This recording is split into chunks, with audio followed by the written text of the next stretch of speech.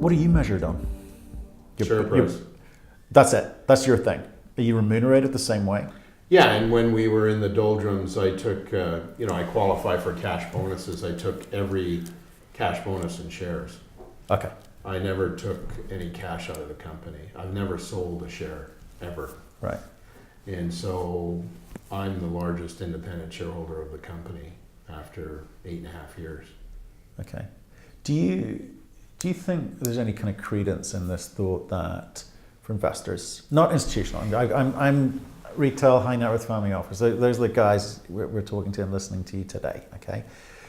For them, do they invest into producers? Absolutely. You think there's money to be made? Oh, absolutely. Yeah. Well, when you look at the metrics right now, there's good money that can be made. And again, it's all about sentiment. It's all about momentum. And, our share price performance in 16, 17, and most of 18 was stellar. You going to get back there? If we don't get taken out, we will be. Well, we will, and we've already initiated cost cutting. We reduced our workforce at Westwood by 300 people. 25% of workforce. Yeah. And we're initiating productivity improvement. We're going back to the future a bit. Right. To 2013-14 when we did all the cuts. And lessons learned. So, we need to get to a self-funding model. Yeah, because we can't rely on the market. Of course. Yeah. To a large degree you can't, right? But you're sitting on a lot of cash. Have you got any debt in there? We have $400 million due in 2025. But net cash, we're $400 million. Right, okay. So we're strong. Yeah, for sure. That's not a bad ratio. So if I think about investors coming in, new investors coming in today, right. Not guys who've been there a while, today, do you think that you, or generically if you want to, producing companies are more focused on paying down debt rather than paying dividends? Or what are the options for companies like yourself to look after investors when times are good? You're sitting on a lot of cash. People like sentiments like, okay, well, can we have some of that? Every day. Right. Why aren't you buying your shares back? Yeah. So what's the answer? The answer is you're right. We probably should be buying our shares back. Right. Because when you're at a 0.3 PNAV, the math says buy your shares back. So you gonna? We're gonna look hard at it. Okay. Yeah. Okay. No, it hasn't escaped us. But the problem with being a high cost producer, even though we've brought our costs down, is that you covet that cash. And so I don't want to be buying shares back and then having to go back to the market and use equity to raise cash again. It doesn't make much sense. No. But mathematically, when shareholders say you should be buying your shares back, they're absolutely right. There's no argument to that. Why is the AISC so high? If I look at other large scale, which you are, low grade, bulk producers, we've seen some quite low numbers. Is it entirely down to the ore, the geography? What are the things that drive that, and why can't you drive it down more? Well, we were on the path of driving it down significantly with Cote coming on, Saramacca and Roosevelt. We're a low grade. We run anywhere from 0.8 to 1 gram a ton. Wow. So, and we have historically been that, and our mines are old. So that's why Cote was such a big contributor. That's why Westwood, which had some challenges, was supposed to be a big contributor. And then our big discovery in Suriname will help tremendously at Roosevelt. So we were projected to drop from 1,050 down to 850-ish. So huge leverage. Now, I will tell you that yes, we are high cost, but a lot of the peers are catching up to us. So some of these bigger companies are running into the same kind of challenge. Hard rock, low grade, and I'm not saying that we're counting on that to happen, but it is happening. Right. We need to get our costs down. There's no question about it. We're gonna continue to do what we're doing. We're hoping that Cote, when we move that into the mix, $700 AISC. Wow. Yeah. Okay, I hadn't appreciated that. $700 AISC. Our net was 325,000 ounces. You throw it into a base at 850, and you're going to bring your average down. Roosevelt with Saramacca, you're bringing in 2 grams a ton soft rock into a mill that paid for itself 8 years ago. So your AISC comes down dramatically. We had 100,000 ounces of production from Saramacca into Roosevelt on a 300,000 ounce producer at AISC that's $750. Right. And so that was the strategy. Bodo and Senegal, same idea. Essakane with discoveries around Essakane and Burkina Faso. So there was a plan to bring it down dramatically, but we just got, we ran into a bit of a detour just around market sentiment. And again, we stumbled with Westwood. We had some seismicity challenges there. And Matt, it's like anything, whether it's a business relationship, a marriage, whatever, if somebody loses confidence, it costs you. And with the seismicity issue at Westwood that we had in the first quarter, we had some confidence issues in the market. So, and I understand that it's a cyclical business, always has been. It's just we can't quite predict the cycles right now. It's a strange market for sure. So you've got to get this balance between running the business, all those things you've just talked about, and the thing you're measured on, which is share price appreciation. You must have a pretty good team around you. I think you mentioned some of them earlier, and got a dependence on them. Yes. So if I was to say, what would your message be to investors about what the next couple of years look like? And I also want to come back to, you mentioned a second ago there'd be people knocking on your door. I suspect I know the answer. Any M&A activity going on? Well, we have always looked at opportunities and have never been able to, we've made a number of offers to companies to acquire them. Right. And it's never really worked out because the premium they were looking for was, beyond our reach. But we've never been able to find anything that really did much for us. And that's not to say they aren't out there, but when you hear Mark Bristow, who I have a huge amount of respect for, or Gary Goldberg, who I also have a huge amount of respect for, talk about selling assets. These are very smart guys. They're not going to sell their best assets. Sure. What are they going to sell you? They're going to sell you their seconds or third. So you see a lot of roadkill, and unless you're a miracle worker to take that dead carcass and rejuvenate it, you're really not going to want to buy that.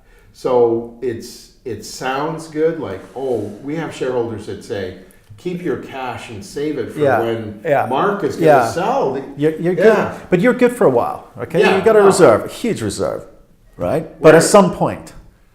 There's no panic. There's no panic. Right. Okay. You're good for a while. Anyone knocking on your door? We always have people knocking on our door. Okay. Yeah. There's always people looking. And as I say, how could they not? But, we never comment on it. It's a little bit like, it's one of these things where people will be seemingly interested. But again, it's hard to get over all the barriers that seem to be in front of them. Right. And, like, what do you mean? Like what? When Randgold and Barrick did their new no premium deal, they set a standard at the Denver Gold Show a year ago. And Randgold and Barrick did a no premium deal. Let's do a no premium deal. Yeah. Wow. I'm sorry, but what does that look like? That doesn't work. Right? Yeah. And the market punishes high premium deals. So it's not quite as easy as people might lead you to believe, right? You're trading at a 0.3, 0.4 PNAV. Hard for you to use your paper to buy an asset. It's very dilutive. You become very attractive to a high PNAV company that's saying, I don't want to pay you a premium because Mark didn't do that. Mark and John didn't do it. Well, they did it for different reasons, and there was a great deal that they did. and they were extremely clever the way they structured it. My hat's off to them. It really was a very clever deal. But that doesn't mean that sitting with IAMGOLD shareholders that we're going to accept a, no subpar. Yeah. Why deal. would you do that? Why would you do that? Well, hopefully you won't. No, but there are. I mean, again, if gold does start moving, and there is momentum.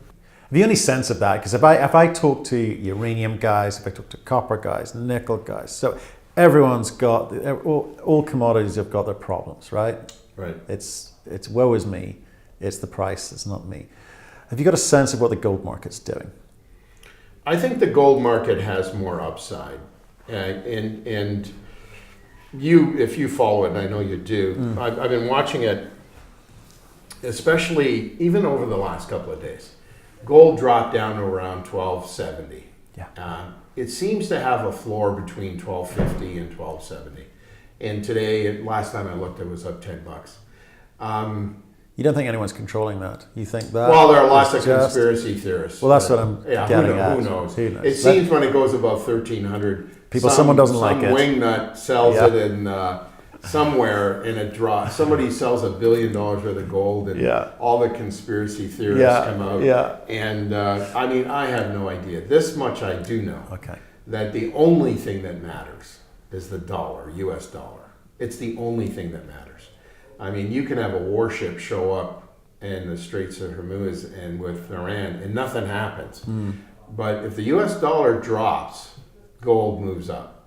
And if there's any sense that the U.S. economy is going to weaken and that the U.S. dollar is no longer the haven, right, gold will move up.